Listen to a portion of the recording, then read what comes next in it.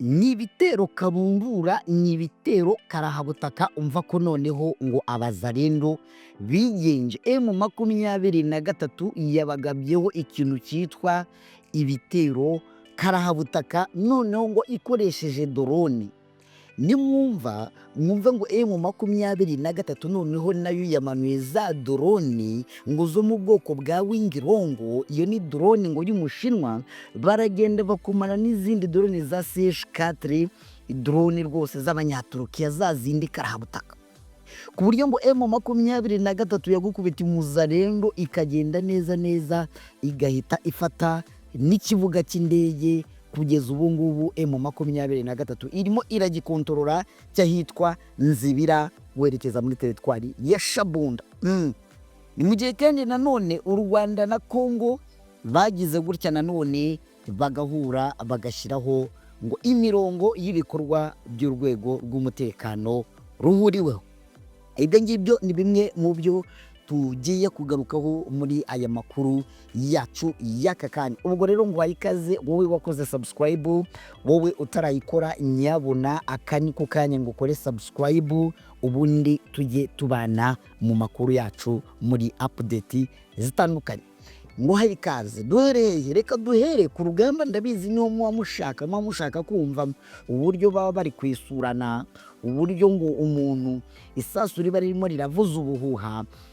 Nahitwa rero muri Shabunda uvuye muri teritwari ya Warungu, ni ikibuga cy'indege cyangwa se twa tubuga tw'indege bita aerodrome, twa tundi dutoya, ahitwa Nzibira. M23 ubu ngubu ikaba yamaze kuhigarurira.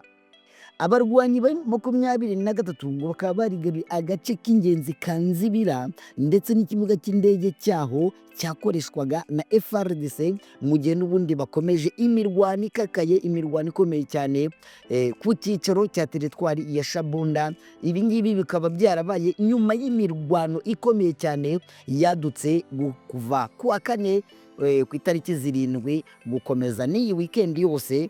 Ibi byose, iyi migundagurano yose yaberaga muri teritwari ya Warungu, aho ngaho hose ni mu ntara ya Kivu y'Amajyepfo. Ibintu ntabwo bikomeje koroha rero hagati muri iyi mirwano, kuko ngo yatumye abaturage baho bahunga ku bwinshi ndetse ikwirakwiza ubwoba mu midugudu myinshi yo muri utu duce, nk'uko amakuru aturuka muri ako gace abitangaza.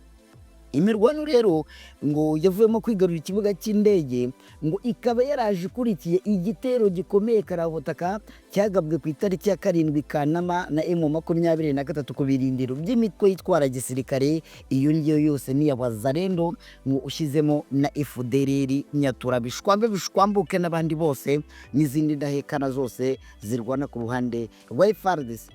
Ibi bitero rero byemezwa ko ngo M23 yakoreshejemo drone zikomeye cyane, ndetse ngo bikaba byaribasiye cyane cyane imijyi yahitwa Cagara, ahitwa Murari, ahitwa Mirama ndetse n'ahitwa Nzibira, ari naho hari kino kibuga cy'indege. Gusa ngo byatumye imiryango amagana n'amagana ihungira ahitwa Ibudodo ndetse n'ahitwa Kisaza n'ahitwa Mugaba, ngo kugira ngo babashe kubona umutekano. Abarwanyi ba M23 kandi bafashe aka gace ka Nzibira gaherereye muri teritwari ya Shabunda, kakaba gakungahaye cyane ku mabuye y'agaciro, nyuma yo kwigarurira ahitwa Kaniora ndetse n'ibindi bice byo muri teritwari ya Warungu. Ubu ngubu amakuru rero akaba avuga ko ngo barimo kwerekeza rero ku cyicaro cya teritwari ya Shabunda. Abakurikiranira hafi rero ibyi kujya mbere kwa M23 bakaba baratangarije ibinyamakuru birimo actualité.cd turi gukesha aya makuru ko bari kwerekeza ahitwa Ihombo, aho ngo M23 ishobora kuva yerekeza ahitwa Lubutu, aho ngaho akaba ari mu marembo y'umujyi wa Kisangani. Bikaba biri kuvuga ko kandi ngo M23 yakoresheje indege zitagira abapilote aho ngaho ni mu gutera santere ahitwa Kaniora ndetse n'acukurwa amabuye y'agaciro ahitwa muri Ntura. Ngo ibi ngibi byatumye rero byibura abantu 10 bapfa, ngo abandi benshi barakomereka kubera gukoresha ibitero bya drone. Kandi nanone reka twite tunakomereza kuri aya makuru avuga ko ngo Repubulika Iharanira Demokarasi ya Kongo yo n'u Rwanda bashyizeho ibikorwa by'urwego rw'umutekano ruhuriweho. Murabizi ko bagize gutya bakanahura bakagirana n'amasezerano basinyana.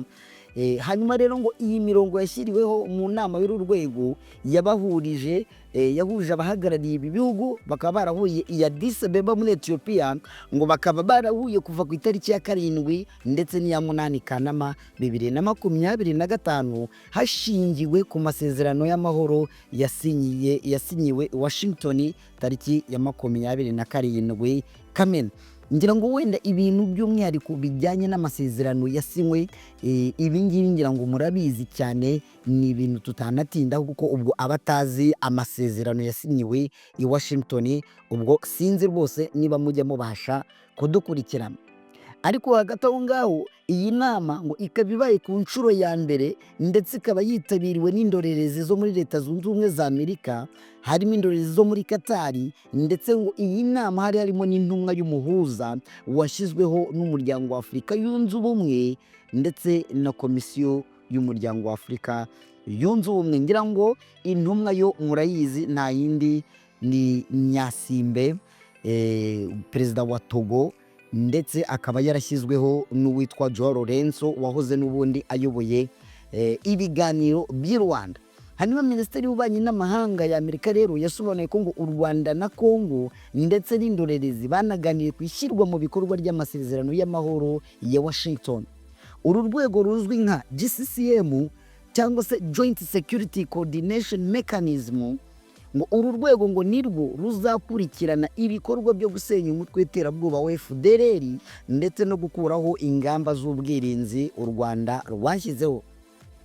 Kandi iyi komisiyo cyangwa se iyi komisiyo ihuriweho ngo buri ruhande rukaba ruhagarariwe bihoraho n'abantu batari munsi ya 3, barimo umusirikare, barimo wo mu rwego rw'ubutasi, ndetse barimo n'uhagarariye Minisiteri y'Ububanyi n'Amahanga. Amasezerano ya Washington kandi akaba asaba abagize uru rwego guhura buri kwezi byibura nyuma y'aho inama yarwo ya mbere ibereye Addis Abeba. Bikaba biteganyijwe ko izindi zizajya zibera mu Rwanda ndetse izindi zikabera muri Kongo. Murumva ko uko byagenda kose ibintu birimo biragenda birushaho kumera neza. Ngo kandi ibi ngibi byashimangiwe na Minisitiri w'Ububanyi n'Amahanga n'Ubutwererane w'u Rwanda, Ambasaderi Olivier Nduhungirehe, aho yagize ati izindi nama zizajya zibera mu Rwanda no muri Kongo dusimburana. Buri uko kandi ngo habaye inama y'uru rwego hazajya hategurwa raporo y'ibyemejwe ngo ishyikirizwe ibisirikare, ubutasi ndetse na za minisiteri ku mpande zombi. Hanyuma nanone abanyamuryango bahoraho b'uru rwego ngo basabwa kujya bitabira buri nama bose, kandi buri gihugu gisabwa kwitoranyamo umwe uzajya uvugana nabo ku rundi ruhande kugira ngo bategure gahunda igomba gukurikiraho. Bikaba rero biteganyijwe ko ngo imirimo y'uru rwego izarangira mu minsi 90, ngo kuko nibwo biteganyijwe ko ibikorwa byo gusenya FDLR no gukuraho ingamba z'ubwirinzi u Rwanda rwashyizeho bizaba birangiye. Ubwo rero mw'abantu mwe, niba FDLR izasenywa mu minsi 90 ubwo n'amezi 3, ibyo ngibyo simbizi ni iby'uru rwego. Ubwo ibindi reka tubitegereze turebe. Hanyuma ngo mu gihe bizaba birangiye hazakurikiraho gahunda yo gushyiraho uburasirazuba bwa Kongo ku murongo mu rwego rw'umutekano, ngo nanone izamara iminsi igera kuri 30. Ngayo nguko rero ayo namwe mu makuru nari mbazaniye, ngira ngo mwumvise iby'u Rwanda na Kongo ndetse n'indorerezi cyangwa se intumwa za Amerika ndetse n'iza Katari bakaba barahuriye i Addis Abeba nyine bagashyiraho uru rwego, ndetse urumva yuko ngo FDLR bagomba kuyihasha no kuyitsemba cyangwa se kuyikuraho, icyo bita neutralize mu gihe kingana n'amezi 3 nk'uko babyiyemeje. Ubwo ni iminsi 90. Ngira ngo ikindi kandi mwumvise ibijyanye n'iki, mwumvise ibijyanye nanone n'uburyo mu 23 ikomeje gukubita inshuro umwanzi.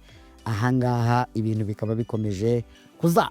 Ngayo nguko rero reka mbashimire cyane wowe wakoze subscribe nawe utarayikora, ngusaba kuyikora, ubundi nyabona tukajya tubana mu makuru atandukanye, tukajya tubana mu makuru ya diplomasi, umutekano ndetse n'ubutabera. Reka rero nizere ko wowe utarakora subscribe uri buyikore, hanyuma like, share na comment.